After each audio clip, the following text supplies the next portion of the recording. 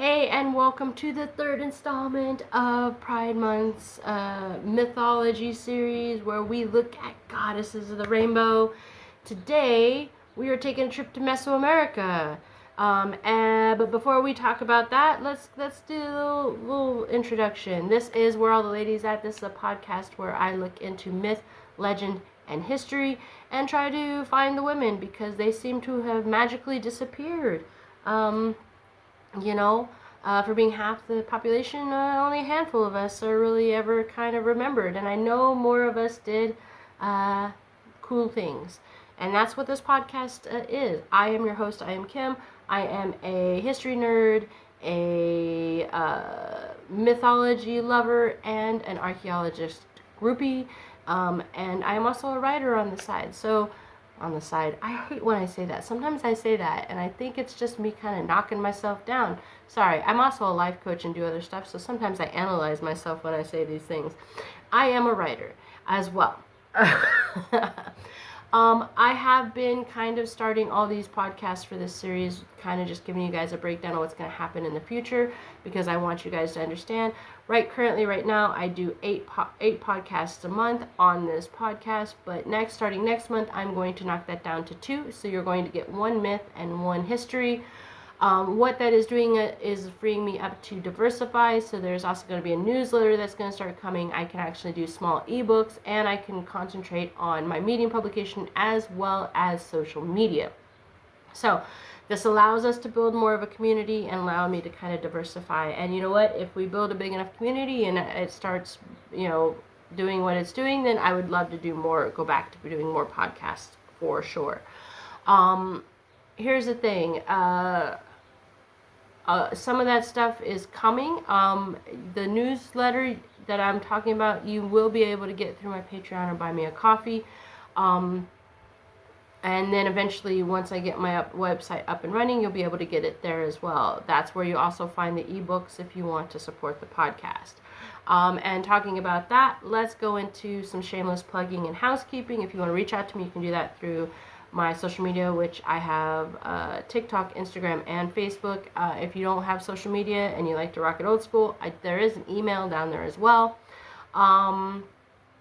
Let's see. If you want to support the podcast, like, comment, share, follow, subscribe, do all those things. Anything you do to interact with this audio or video is going to show the algorithms that people are interested, and then it will push us out to more, and we can build that community where we can have great conversations about all these really cool kick-ass ladies, right? If you want to do so financially, as I said, I have a Buy Me a Coffee and a Patreon. Right now, currently there, it would just be donation, but within the next couple weeks, you should be able to purchase my first ebook, which is a small ebook on one of kick-ass lady in history, Elizabeth Bathory. And so there's that, and then that's also where you would find the newsletter. And coming in the coming months, you'll get more ebooks on history figures as well as mythologies.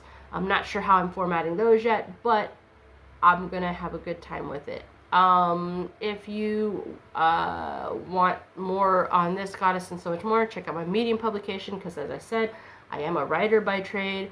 And if you happen to be into magical, mystical, spiritual, wellness, that kind of thing, holistic healing, I also have another podcast called Our Mystic Road Trip. You might want to check that out as well. And I think that's it for the shameless housekeeping and plugging. We can go ahead and get started. As I said, we're taking a trip. We were in Greece last time. This time we're going to hop on our boat and row all the way across the ocean to Mesoamerica.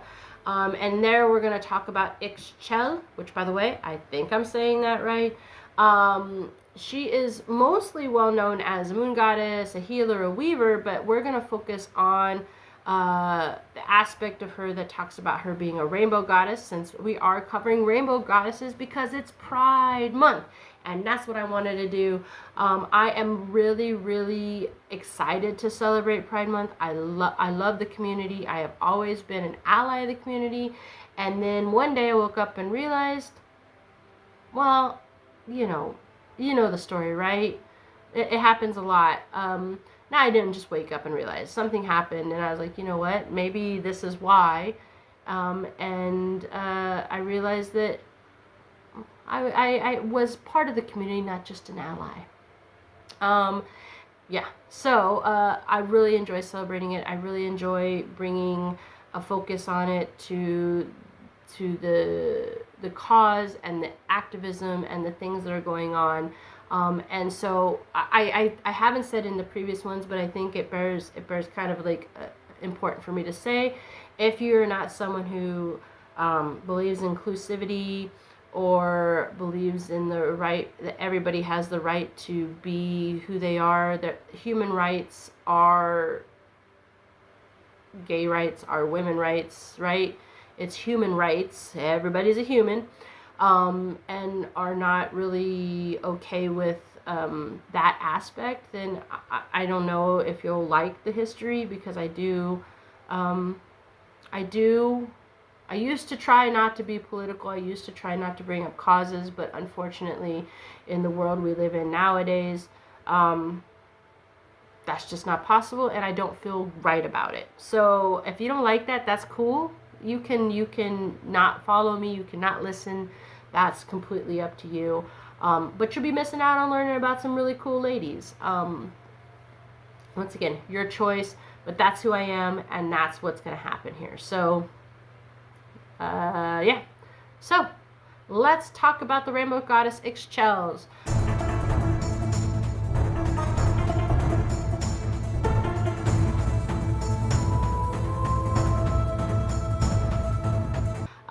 But before we do, let's talk about Mesoamerican. So, before we talk about her, like I said, we need to set the stage.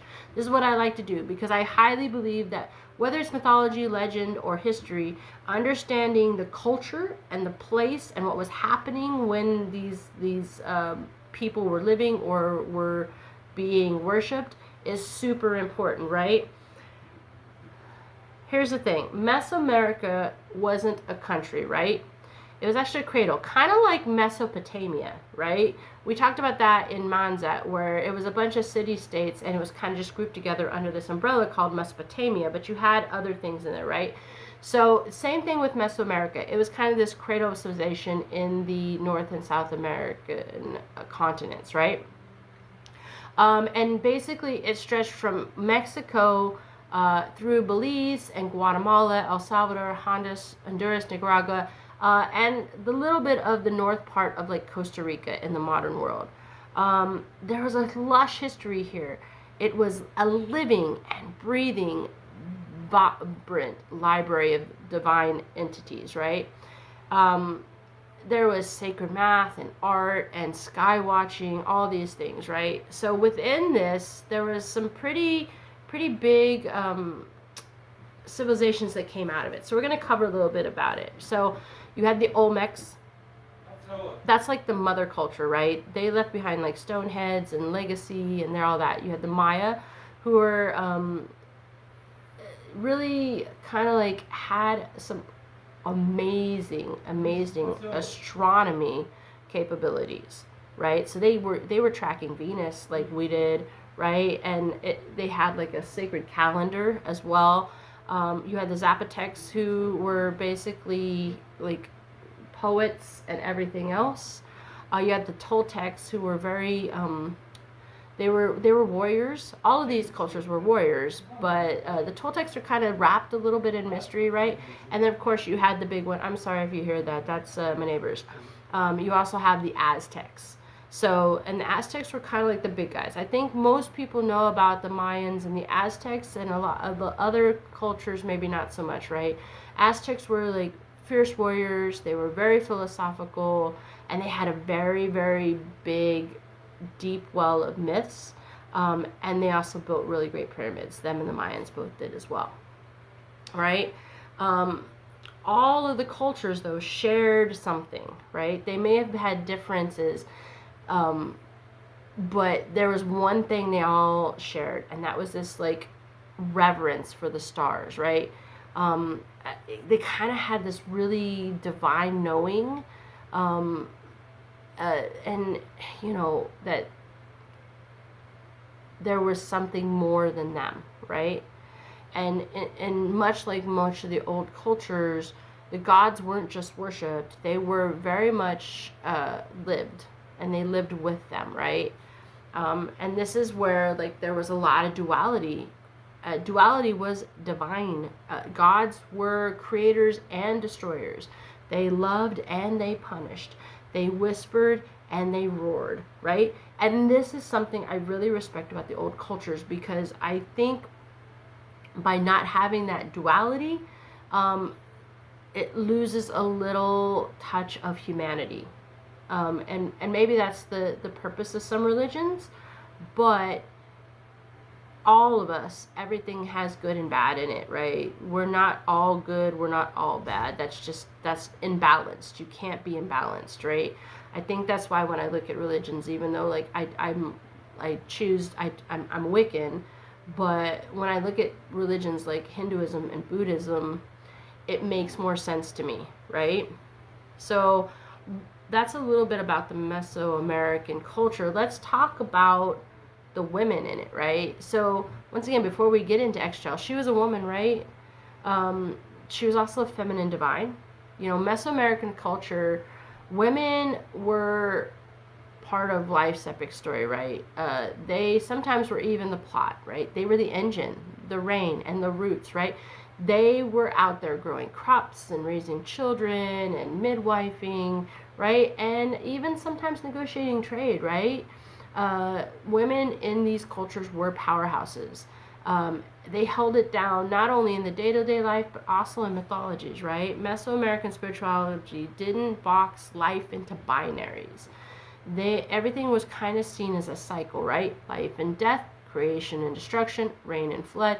Though those are binary systems, that's not kind of how they were looked at, right?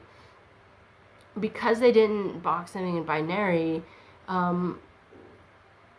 it was interesting because they could look at women in a different way, right? They gave birth, they would bleed, they would nurture, and they would be, you know, sometimes we have bad days, sometimes kind of we get a little ragey.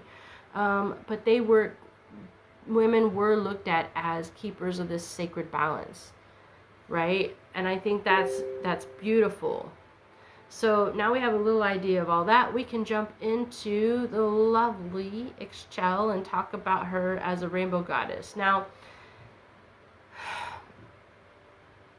she was a multitasker. She had a lot of different jobs going on, right? She was like the boss babe before the boss babe was kind of cool. I hate the word boss babe. I like boss bitch better, but bitch is sometimes looked at as a negative connotation. I don't think so, but I guess it depends on the tone and the person, right? So if we look at Ix Chel and we take her name in separate, right? Ix is a lady or goddess, and Chel, you can translate it into rainbow or sacred light. So literally, if you translate it, she is like Lady Rainbow. And that sounds like an amazing goddess who knows how to party. That's just in my mind, right?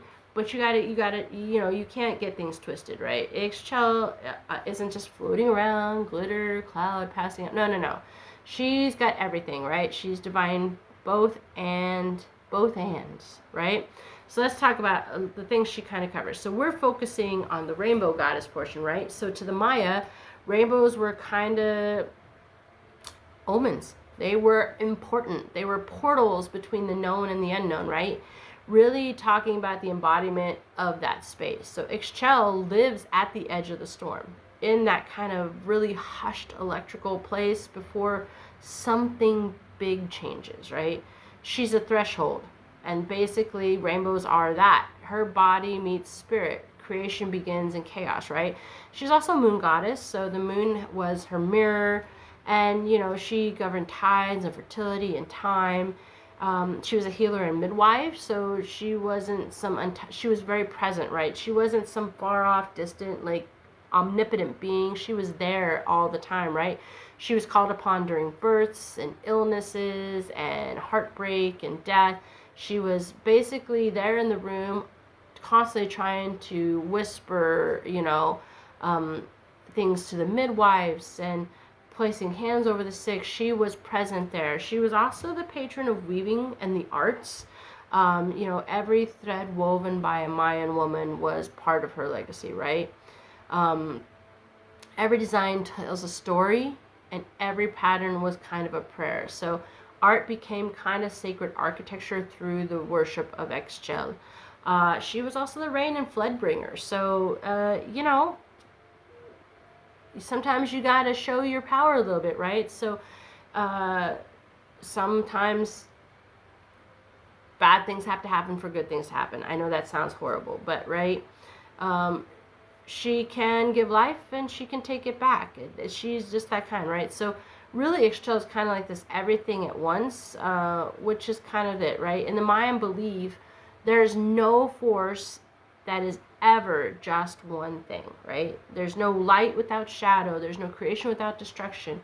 And she is a goddess that shows that immensely, right?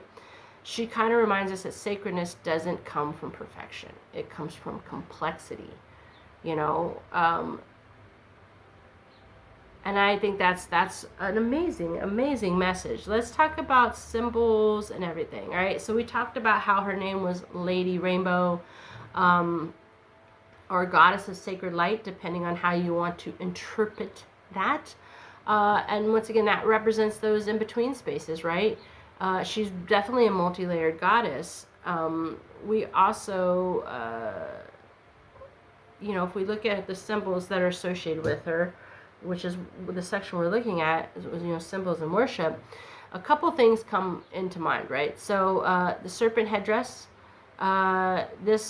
she is often depicted with this, and this is life, death, rebirth, right? Because snakes shed their skin, and so they're always looked at as a form of transformation in older cultures, and also wisdom, because once again, they are pretty smart. They you know, they shed, they change, they grow, right? Another animal that's often seen around her is like a rabbit. And of course, that's the moon and fertility and abundance, right? She's kind of, the rabbit is almost kind of like her sidekick, kind of like her familiar, for lack of a better term. Sometimes you'll see an upside down water jar. And this is like the symbol of control over water, right? Because she was the moon goddess. She also was the rain bringer and flood, you know, creator. So there's that. Sometimes she's visioned with like a rainbow cloak, and that really is like the mystery and transformation, divine message, right? You will see, like, when it comes to the worship of her, let me get to my my notes down here. So it's really interesting because Ix Chel in Cozumel, there was like this major pilgrimage, and that they went to Cozumel. That was for women, right? When they did this, the women were actually like seeking for healing, divine wisdom, fertility, right? And then in her temple, a priest would hide inside this like statue and speak oracles to devotees. So people, it kind of was like a confessional, like in the Catholic Church where you step in the box and you say what you need to do. It's kind of like that, but cooler because they were inside a statue. That's awesome. Ix Chel was very, her worship was very theatrical and mystical and personal and poetic. You know, she heals and harms. She does all these things. She's really, if we look at it more than anything, a goddess of transformation. And I think that's amazing. So archaeological evidence, if we really look at this, in Isla Mujeres and Cozumel, there are some temples that are dedicated to Ix Chel that still stand. And these are sites that are very active spiritual centers, especially for women, or those that identify as women. Anybody who is a woman. That's it. The stone themselves kind of whisper, you know, it's interesting, you know, there's statues and ceremonial vessels and wall coverings found at all these temples, and they all kind of back up those oral and written myths that have been found.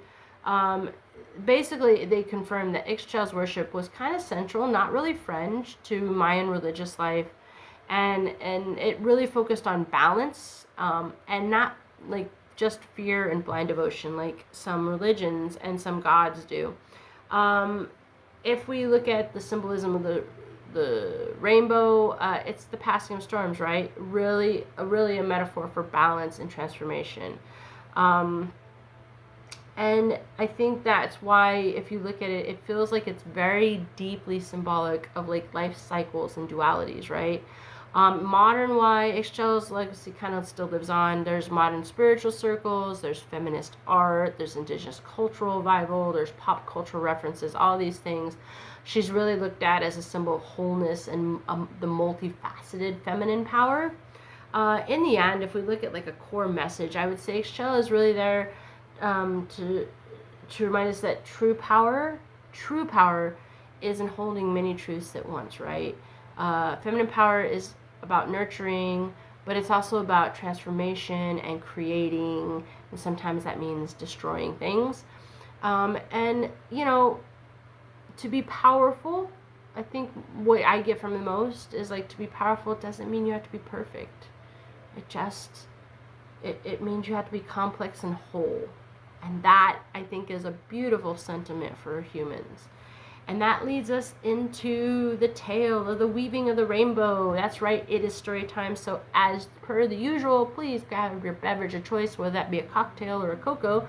Grab your blankie, curl up with your kitty, and let's listen to the story. I will also say this is a flushed out, some liberties taken with the story myth. So, but it does, and I try as hard as I can to stay in line with the culture as well as the goddess herself. So, with that being said, let's go. Before the earth had formed, before the stars had names, there was only the vast breadth of cosmos, endless, silent, dreaming. From this sacred stillness, a light bloomed upon the lunar sea. It was Ix Chel, goddess of the rainbow, she who dances between storm and serenity, birth and shadow. Her eyes held the glow of crescent moons, and her robes shimmered with colors the world had not yet imagined. In her hands, she carried a loom carved from the bones of constellations, strung with the threads spun from starlight, serpent's wisdom, and the first sigh of rain. With a whisper older than language, she began to weave. Each thread was the secret. The green of maize and jungle woven from her laughter, the blue of ocean depths drawn from her tears, the silver of moonlight plucked from her flowing hair, the red of sacred fire sung from the beat of her heart, and the rainbow, the rainbow, was her breath exhaled across the sky, a promise etched between realms. She wove the mountains with strength and shadows. She wove rivers and remembered the shape of serpents. She stitched clouds to cradle rain and forests thick with dreaming jaguars. She embroidered the moon's phases, cycling through birth, growth, death, and renewal, an eternal story written across the sky. But as she stepped back from the creation, the goddess saw it was not yet whole. The land sang but no one listened. The rivers ran, but no one bathed in them. The moon rose, but no one counted its cycles, and so Ix Chel did what only a goddess of balance could. She took a single strand from her own being, her essence, her blood, her breath, and spun it into the loom. From that thread came humanity. She gifted them the fire of creativity, the medicine of herbs and dreams, the instinct to birth, to build, to grieve, and to love. She gave them weaving so they too might shape their worlds, and she gave them rainbows to remind them they were always halfway between spirit and soil. But she did not make them tame, for Ix Chel is not only the mother who nourishes, she is the storm that tests the soil. She is the healer and the flood, the moon in bloom and the shadow it casts. Her rainbow is not just a ribbon of light, it is a bridge, a warning, a blessing. To this day, when the sky splits open and rainbow spills across the ocean, the weavers remember, the midwives whisper her name, the healers light their fires, and the earth hums with the memory of her loom. Thus was the world woven, not with perfection, but with sacred duality, by Ix Chel, Lady of the Rainbow, whose myths is stitched into every storm and every song. And that's it. Ix Chel's story is basically a tapestry woven with threads of light and shadow, creation and destruction, the mundane and the mystical. You know, as the rainbow goddess, she kind of talks about how beauty is in the transitions the promise that after the storms, there is going to be a spectrum that of love and life that is experienced. So once again, I think that's a beautiful message for Pride Month. I think, yeah, I think that's it for her. And I want to say thank you for joining me. If you want to reach out, you can do so through my social media. If you want to support the podcast, you can do that by liking, comment, following, or heading over to Buy Me a Coffee or Patreon. If you want to know more about this and so much more, check out my Medium publication. And if you're into the magical, mystical, and spiritual, check out my other podcast called Our Mystery Road Trip. And like I said, thank you for joining me. And always, guys, stay curious, stay blessed, and stay safe.